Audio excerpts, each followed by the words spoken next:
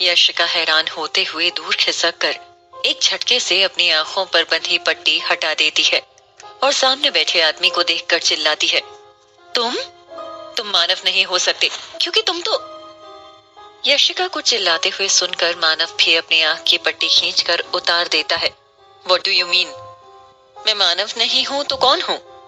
यशिका का रिएक्शन देखकर लग रहा था कि वो मानव को पहले से जानती है, इसलिए एक बार फिर मानव को घूरते हुए बोली, तुम मानव हो तो तुम्हें छूकर मुझे ऐसा क्यों लगा, जैसे जैसे मैं तुम्हें जानती हूँ, जैसे हम पहले मिल चुके हों। मानव का चेहरा देखने पर यशिका निराश होती है और मानव हैरान होता हुआ उससे पूछता है, क्या मतलब है तुम्हारा, हम पहले मिल चुके हैं? मैं मानव हूँ, मानव बजाज, और जहां तक मुझे याद है मैं तुम्हें आज पहली बार देख रहा हूँ। कंफ्यूज सी यशिका को अपनी गलतफहमी का एहसास होता है, लेकिन वो समझ नहीं पाती कि इतनी पुरानी यादें आज क्यों उभर रही हैं। वो क्यों मानव में किसी और को महसूस कर रही है। थोड़ी देर चुपचाप बैठने के बाद वो अपनी गलती मान लेती है। मानव हल्का सा मुस्कुराता है और उसके उतरे हुए चेहरे को देखकर कहता है, लगता है तुम कुछ ज्यादा ही नर्वस हो। ये कहकर वो उसके कंधे पकड़ता है और उसका चेहरा अपनी तरफ उठाता है।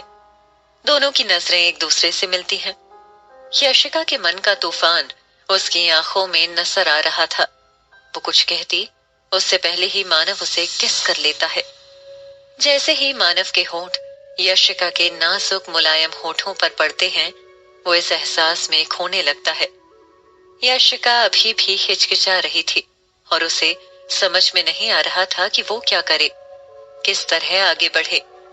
वो अपनी जिंदगी में पहली बार किसी आदमी के इतने करीब आई थी और उसके हाव भाव में ये बात साफ झलक रही थी। वही मानव का हर स्पर्श यशिका के पूरे बदन, उसके शरीर की हर बनावट को महसूस कर रहा था। उसके होंठ यशिका की गर्दन तक पहुंच गए और हाथों ने उसकी कमर को अपनी गिरफ्त में ले लिया। यशिका का मन अभी भी ये मानने को तैयार नहीं था कि मानव कोई अजनबी है। वो दूर किसी और ही ख्याल में ही खोई थी। मानव ने यशिका की झिझक देख उसके हाथ पकड़ अपने शर्ट के बटन्स की तरफ बढ़ाकर इशारा किया।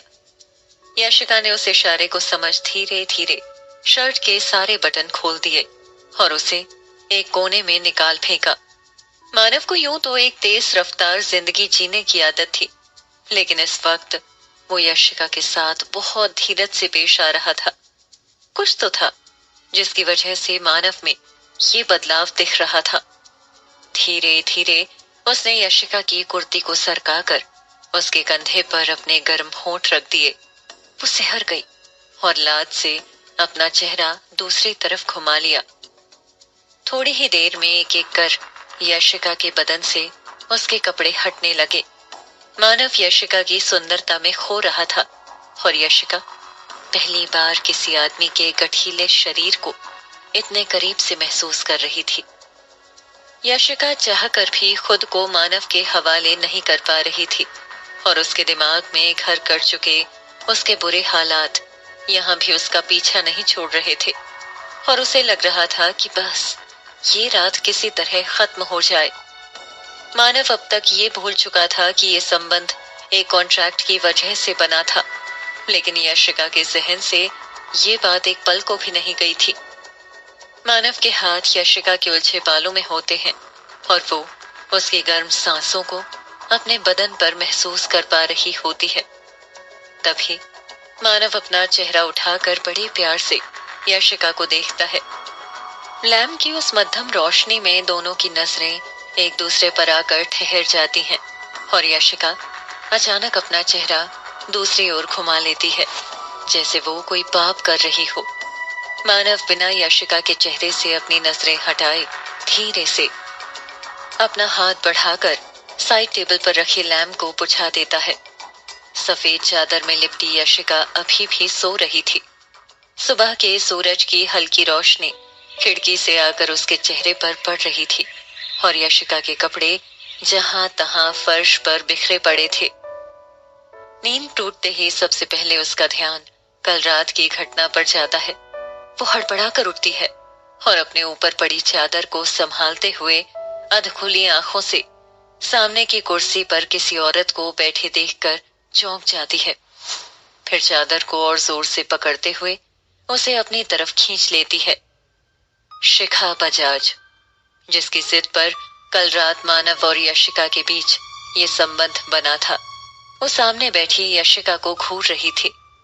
यशिका के कंधों और गर्दन पर लव बाइट के निशान से शिखा की नजरें ही नहीं हट रही थी और वो मन ही मन सोचने लगी, ये मैंने क्या कर दिया?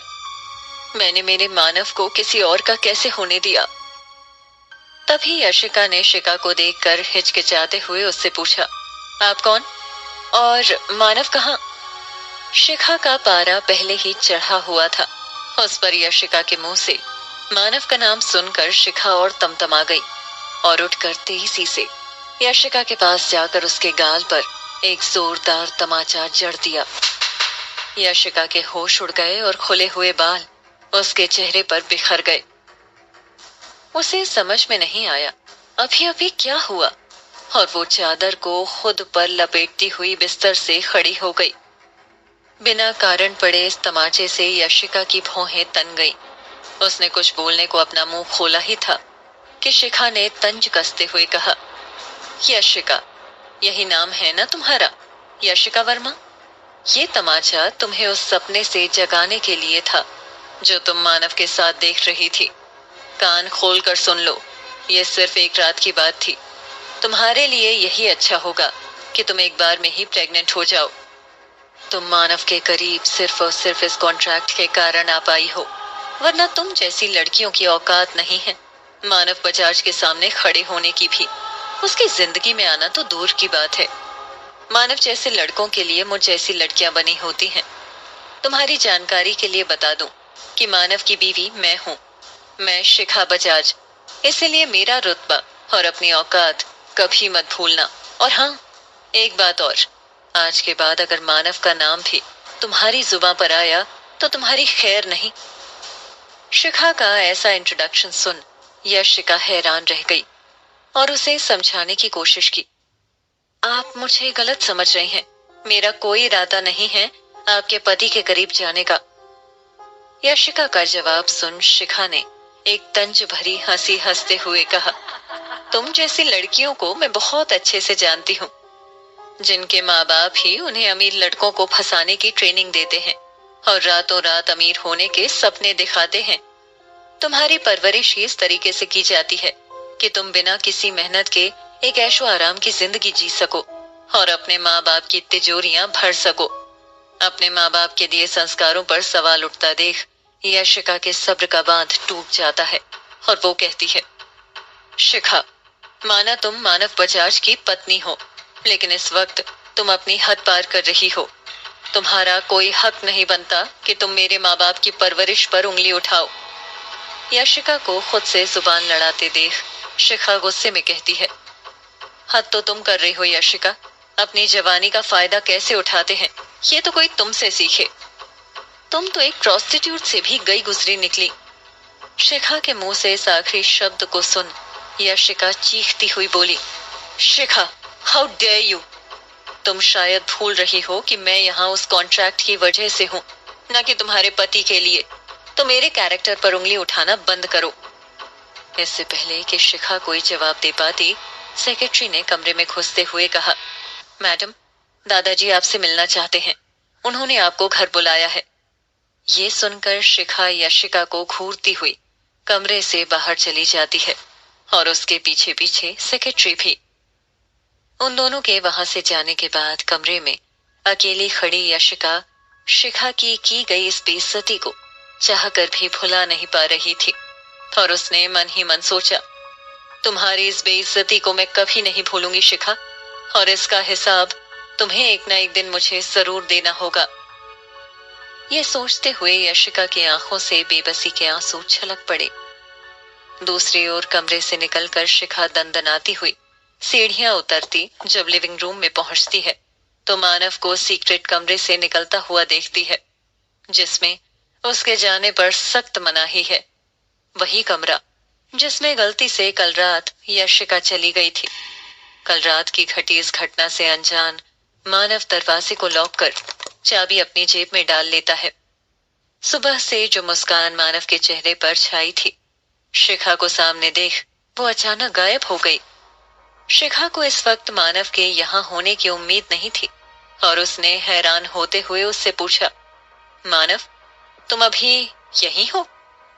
और उसके गले लगने की कोशिश करती हुई बोली, बेबी, क्या तुम मुझे घर छोड़ दोगे प्लीज? मानव ने शिखा को खुद से दूर करते हुए गुस्से में कहा, तुम इस वक्त यहाँ क्या कर रही हो? मानव को गुस्से में देख शिखा ने बात बदलने के लिए उसे जैसे ही किस करना चाहा, मानव ने अपना चेहरा दूसरी तरफ घुमा लिया। मानव को इस तरह खुद में अनइंटरेस्टेड देख शिखा से रहा नहीं गया और वो जबरदस्ती उसे गले लगाते हुए कहती है, आई एम सो हैप्पी मानव, हम बहुत जल्द पेरेंट्स बनने वाले हैं। इस तरह अचानक गले आ पड़ी शिखा पर खींचता हुआ वो उसे खुद से अलग करते हुए कहता है, ये सब क्यों और किसके कहने पर हो रहा है ये तुम भी अच्छी तरह से जानती हो शिखा, तो तुम मुझसे कोई उम्मीद ना ही रखो तो अच्छा होगा। ये सुनकर शिखा से रहा नहीं जाता और वो अपनी आवाज ऊंची करते हुए कहती है, क्या मतलब है तुमसे उम्मीद ना रखो? बहुत जल्द हमारी शादी होने वाली है, तुम ही बताओ कैसे उम्मीद ना रखूं तुमसे मानव? तुम तो मुझे इस तरह ट्रीट करते हो जैसे कि तुम्हें मुझसे प्यार ही ना हो और इस शादी में तुम्हारा इंटरेस्ट ना के बराबर हो।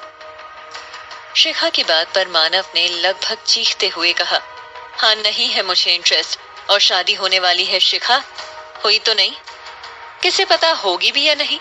और सच कहूं तो मैंने इस शादी के लिए कभी भी हाँ नहीं कहा। वो तो मानव आगे कुछ कह पाता कि तभी उसकी नजर ऊपर गैलरी में खड़ी यशिका पर पड़ी।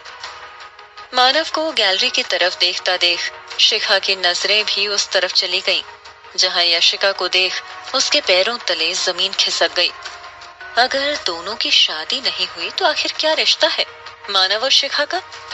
सच्चाई जानने के बाद क्या होगा यशिका का अगला कदम, जानने के लिए बने रहिए।